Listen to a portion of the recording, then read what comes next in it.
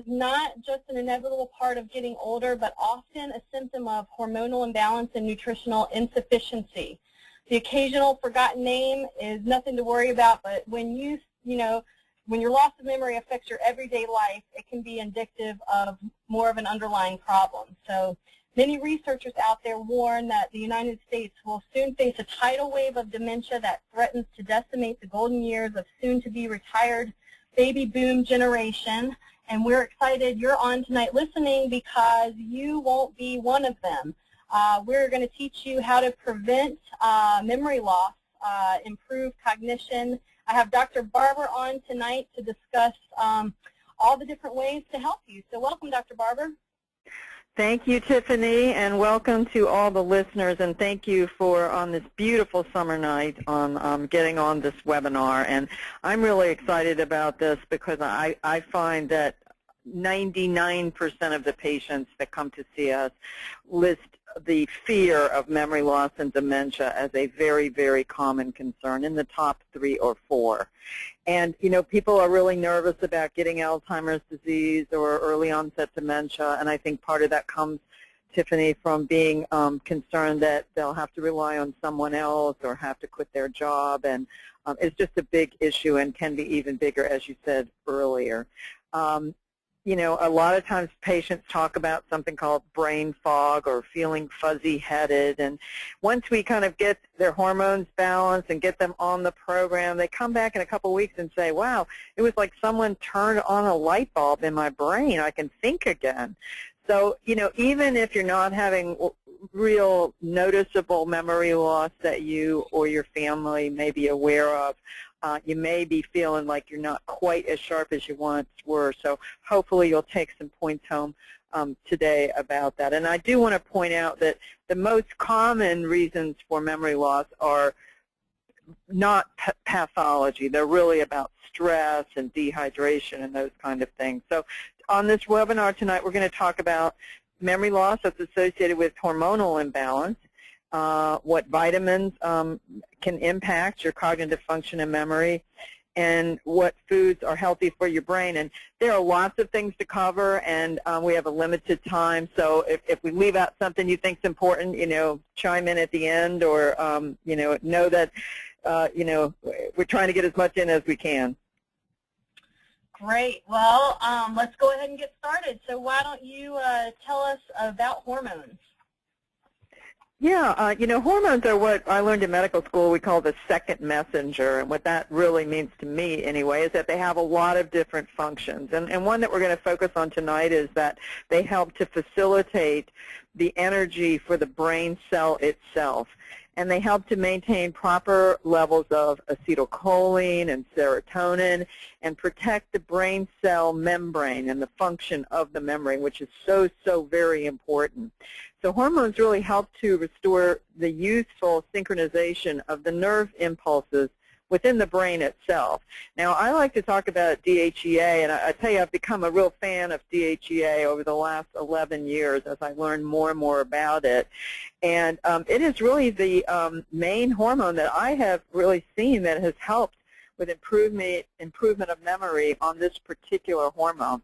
It is a naturally synthesized hormone that is in abundance in young people, and it's synthesized from pregnenolone, and that occurs both in the adrenal glands and in the brain. And it is known to affect the excitability of the neurons of an area of the brain that's called the hippocampus. And that area of the brain is responsible for memory. DHEA is the most plentiful steroid hormone in the human body and has been shown to improve brain cell activity and enhance memory. The thing is that DHEA concentration really plummets with age. So tremendous difference between what we have in our youth and what we have as we move through the aging process. Current findings actually suggest that DHEA enhances memory by facilitating something called neuroplasticity. And that's a condition that allows the neurons or the nerve cells in the brain to change in order to record new memories. So kind of like rebooting the brain, and DHEA helps our brain to do that. studies have also shown, and there are many of these, showing that DHEA not only improves memory deficits, but it can also help with depression in older people. By older, it's really more like middle age, which is where I am, and I don't consider that old, and increases perceived physical and psychological well-being. So it's also been shown to improve youthful neurologic function. So I think it's really a key hormone when we're talking about brain function. Great. Well, I know estrogen is another big one, so why don't you tell us about that? Yeah, well, certainly is big when it comes to brain function and memory in particular in women. And I will tell you, it has not been studied much in men, but men do have estrogen, and I'm sure it has a similar effect in men. Estrogen and progesterone balance is very crucial for brain functioning. And any woman who has been through PMS or been through menopause or been pregnant knows that those mood swings and those focuses or lack of focus or how you feel or think is really affected by swings in hormones. So we know that as women, and the men that are around us certainly know that. And part of the reason for that is that there are estrogen receptors throughout the brain, particularly in that area of the brain that governs learning and memory and mood.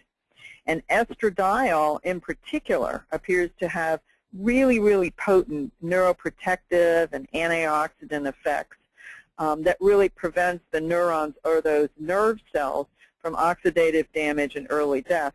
And estradiol is one of the hormones that declines early in menopause in women. The other thing is that studies have shown that estrogen is very, very important and profoundly impacts mental agility in helping the brain to strengthen and expand the nerve endings, or the dendrites.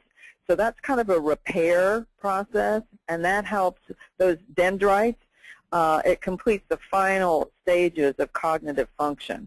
Also, estrogens help to connect the little wires in our brain, kind of the interconnections that process memory and reasoning and mood. It also regulates glucose and inflammation, which is very important. We're going to talk about in a little bit, and antioxidants in the brain.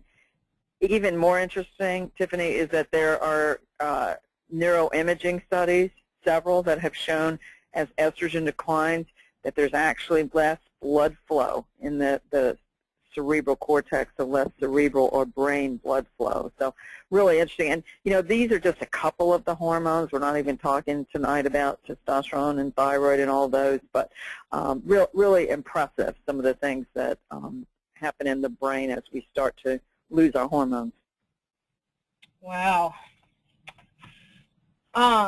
Well, I am going to go ahead and talk about some vitamins that I've seen with our patients that help improve brain function. Or actually, I'm going to let you talk about vitamins. So which is the big #1 vitamin that you wanted to talk about?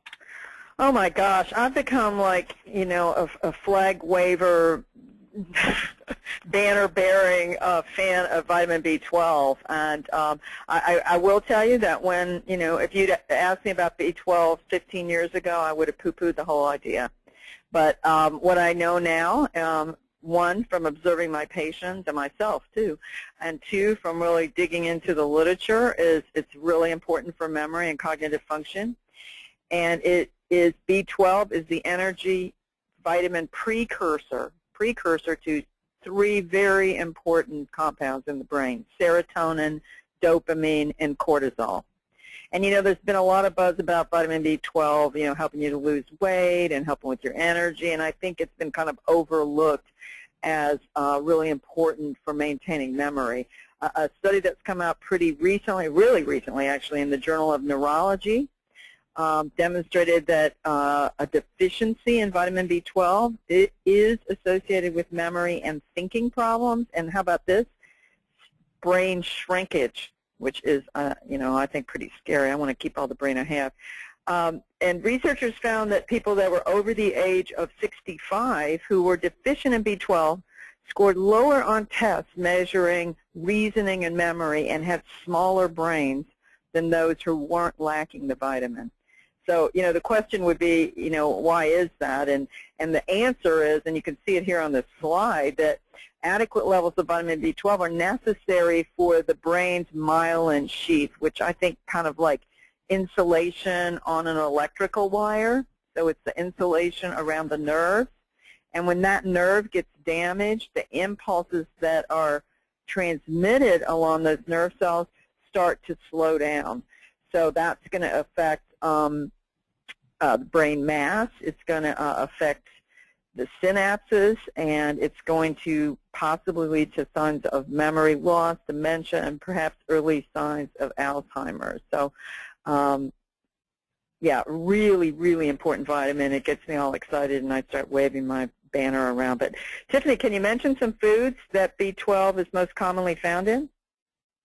Yeah, but first, I'm so glad that you mentioned B12 because that is just extremely important for cognition. And I know one, too, that we see commonly undiagnosed a lot. I've seen you multiple times get people on B12 injections, and then they, too, say it's like somebody turned the light bulb on. But talking about foods in B12, B12 is present in significant amounts and mainly animal foods, predominantly a big one in liver.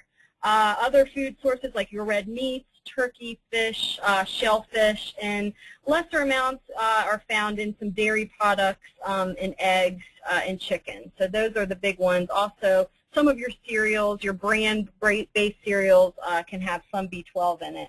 But since we're talking about B12, I just wanted to also mention to our listeners that it's important to understand that as you begin to age, your ability to absorb B12 from food declines. It's because our stomach acid levels decline with age. So, it's very important to supplement, and I think that's why we see such good results with people when we actually get them on the B12 injections, because they could eat a ton of meat and red meat, they could eat liver every day, but they're not absorbing it. So it's just a big piece of the puzzle. And then also, when you see people that are chronic, they have heartburn and GERD, and they use acid-suppressing drugs like Prilosec and Prevacid, Nexium, they're at a risk of developing B12 deficiency. And we're actually doing a webinar next month on gut function, and we're going to be talking a lot about being deficient and not being able to absorb food. So this understanding that, people think that they're taking enough but not absorbing it is big. And also if you drink a lot, which a lot of people like to have their wine every evening and heavy cocktails, so that also puts you at risk for a B12 deficiency. So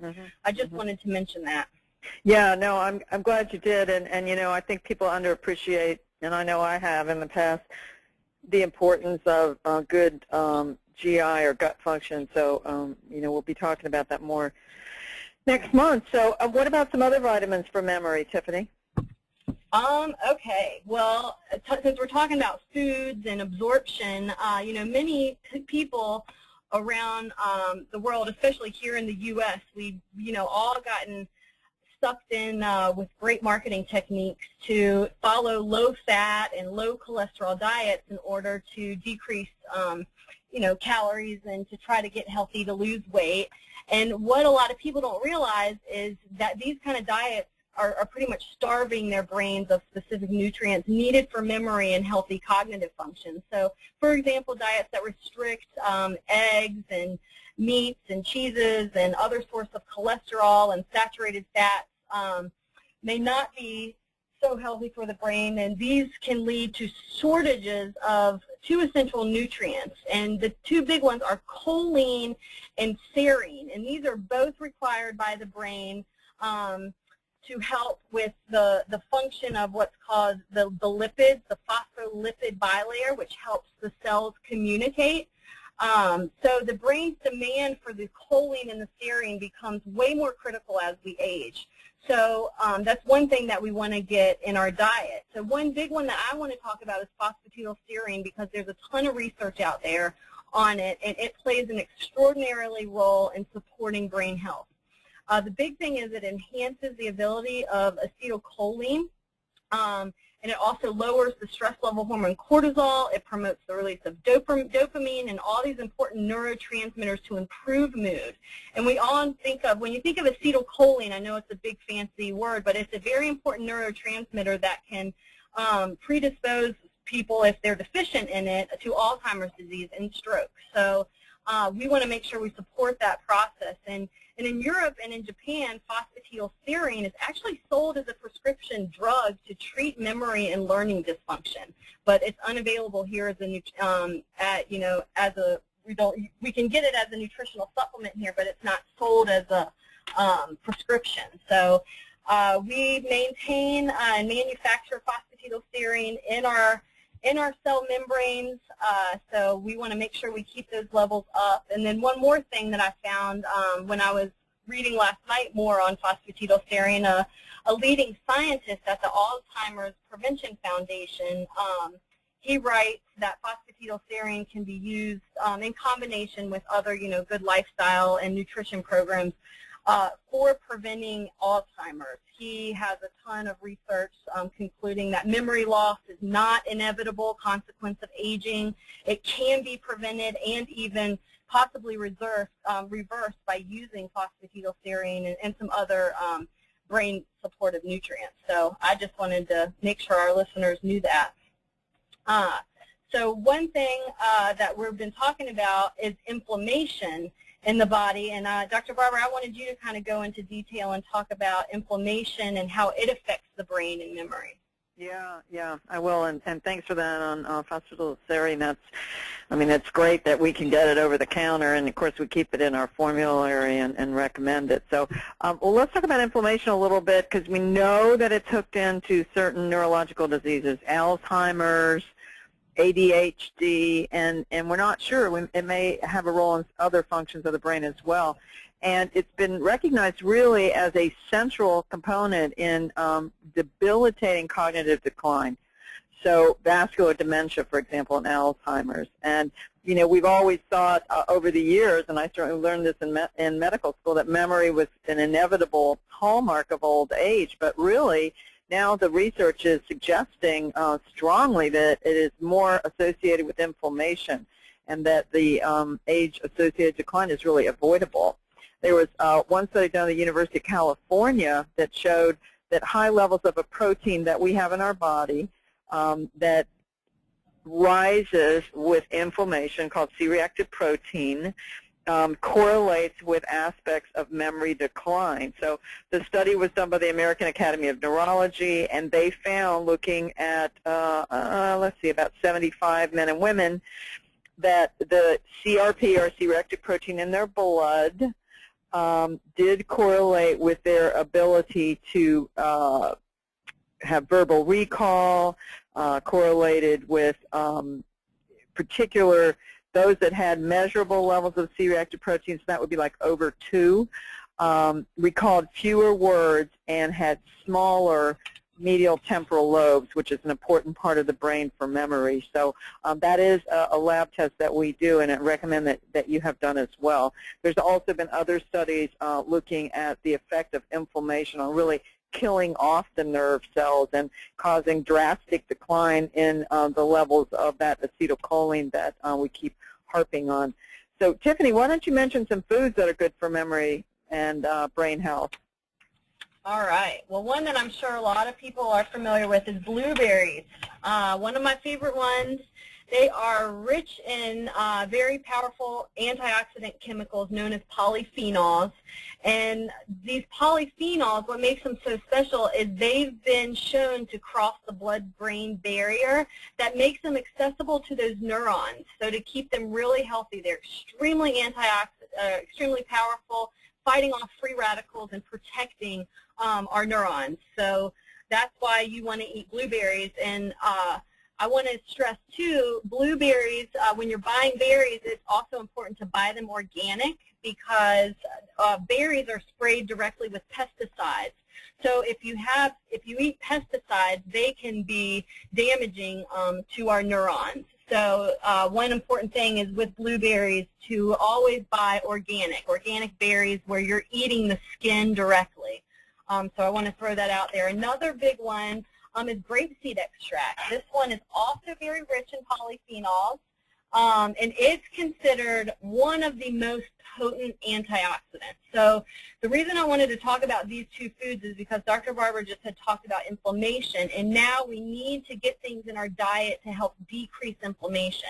And these are two really, really, really powerful, two of nature's most potent antioxidants. Researchers actually believe that grapeseed's antioxidant properties are 20 times more powerful than vitamin E and 50 times more powerful than vitamin C.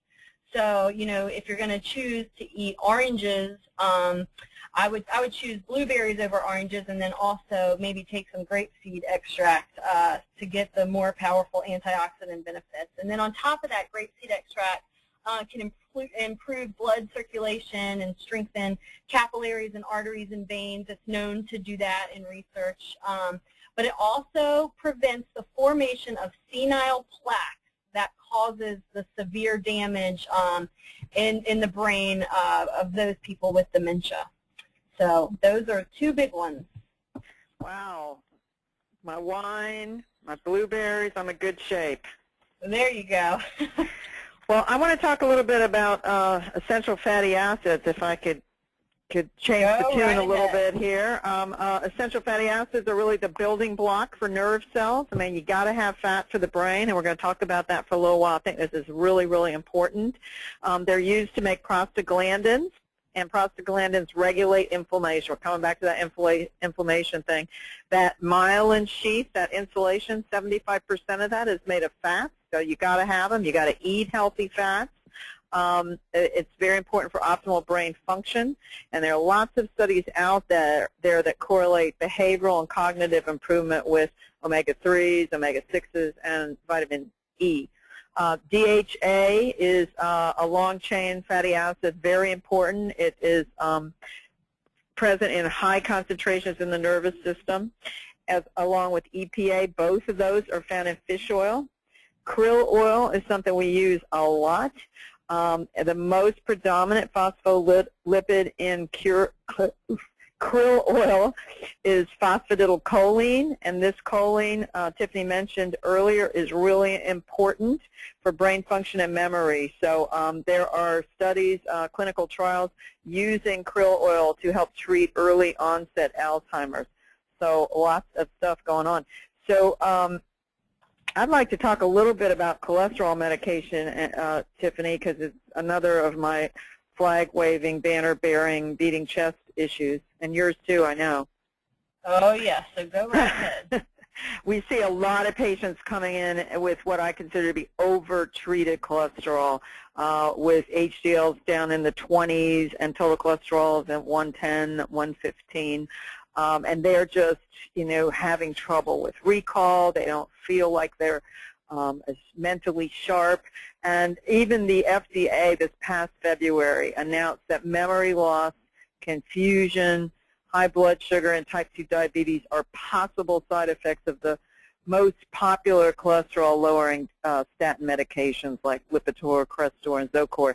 Now, I'm not saying that there aren't some patients that need statin medications, but with diet, exercise, hormonal balance, and supplements, I really believe you can get away with less, and that there is such a thing as overkill, and it really takes its toll on the body. You have to have cholesterol to have that myelin insulation for the brain. So actually the new labels, Tiffany, have warnings that talk about memory loss and mental confusion. So it's a big deal. And a couple of the studies I saw mentioned that if you have an HDL less than 40, that you are at risk for memory issues. So really big deal. And, you know, I mean, I think that statins are probably the most ordered medications in the U.S. at the moment.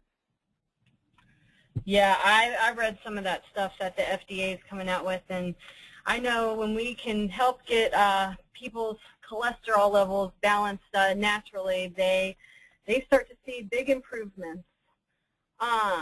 So before we wrap up here, we offer, you know, a specialized cognitive test that we do here on all of our patients in our office. So why don't you go ahead and touch on that? Yeah, I really want to, because I think, again, we kind of overlook the importance of this, but each of our patients that comes through and has an evaluation has to take a neurocognitive test. It is a test done on a computer. You don't have to be computer literate to do the test. It's just really pushing two keys. Very, very, very useful in assessing and managing your neurologic health. We use a test called the CNS Vital Signs test, and it looks at memory, mental speed, processing, executive functioning, and cognitive function. And so what we can do is we can look at that test. It takes about 20, 25 minutes, and it compares you to other individuals of the same age. And so we can see where you fall there. We can see how many mistakes you have made, and that tells us a lot of information. And, 90% of the time these tests, come out and everything's fine. But every once in a while, we'll get a test that doesn't come out so fine. And I wanted to mention a couple of instances. A good friend of mine who came to see me as a patient about 8 years ago has a family history just riddled with Alzheimer's disease. And the first time she took the test, it did not show significant memory impairment, but she felt like she was having some issues. We got her on the program, and she felt better for actually about 3 years. And she came back in to be retested every year, and I think it was year 3, when we retested her memory, she had significant decline in her memory. And immediately, I sent her to a neurologist. We made some changes on her supplements and all, of course, but given her strong family history, I sent her to a neurologist, and they did diagnose her with early Alzheimer's. She's actually my age, so at that time she was 54, I think.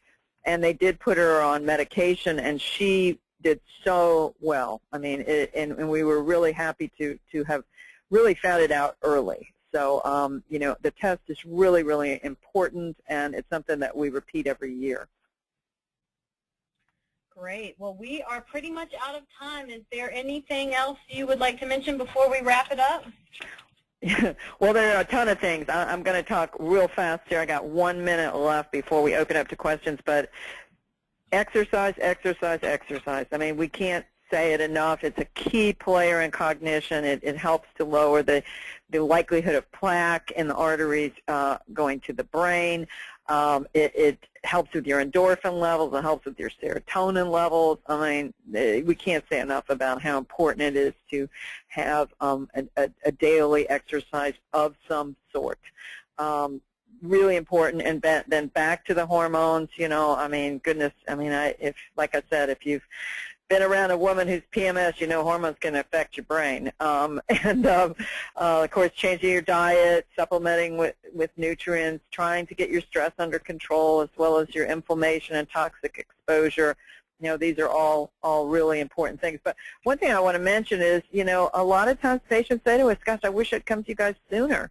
And, we know that it takes about 2 months to start to see any change in cognitive function. So, if you started on this program by the end of this week, then you'd be able to see some improvements before the holidays get here. And imagine what it would feel like to have that light bulb turned back on, and you can remember what you walked into the room for, because if you're like some of us, you may have forgotten what you walked into the room for, or where you left your keys, or where you parked your car.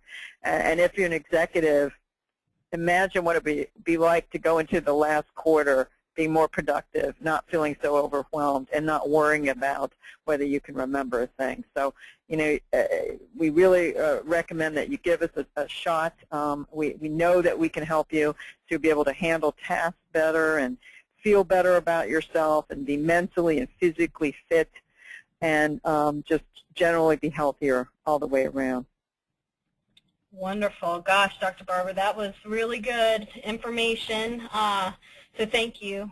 And just some last little words from me. I mean, prevention really is the best brain medicine out there. So, just being proactive and finding a program like ourselves that can help you devise an individualized program utilizing the most potent brain protective nutrients and help you get your hormones balanced and also work with you with nutrition and exercise. We really pride ourselves on making a huge difference in our patients these ways. So, you know, it's our goal here to help keep you revitalized, to stay more productive, and just to be more healthy overall. So, you know, if you've been thinking about it, don't keep putting it off. The longer you wait, the harder it is to correct these underlying imbalances. So we would love to help you.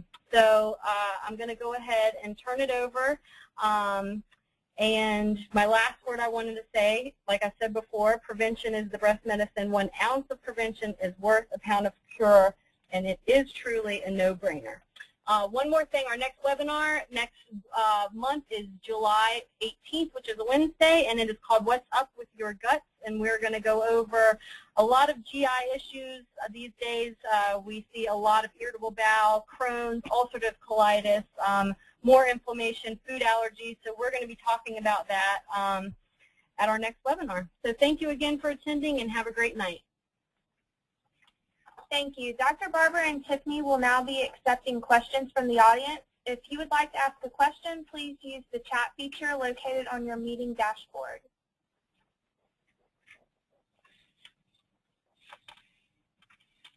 Okay, we've got one. I have tremors which I am told are intentional. Therefore, I believe this to be a neurological problem. Would and could this be related also to a memory issue? Well, it would be hard for me to say completely over the phone, but certainly I agree with you. I mean, intention tremors have to be a neurologic problem. I will tell you that, you know, we've had good luck with helping people with tremors, particularly in my own experience, and I don't know about Tiffany's, but with phosphatidylserine and B12 injections. So I certainly think that there can be a relationship between memory and intentional tremors. I've not seen anything in the literature about that, but that doesn't mean it doesn't exist, and it doesn't mean that there isn't a relationship. So I certainly think that's possible. Okay. We also have another one. It says, what about ginkgo biloba? I'll answer that one, Dr. Barber. Yeah. Go ahead, Tiffany. Yeah, that's a very, very popular herb.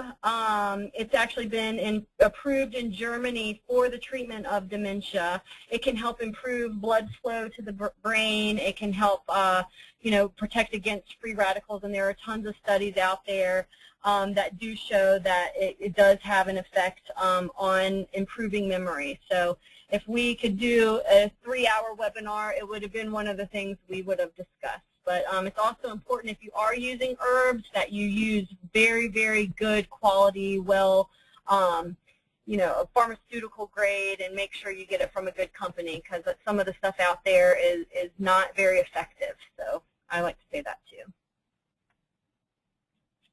Okay, I think that's about it.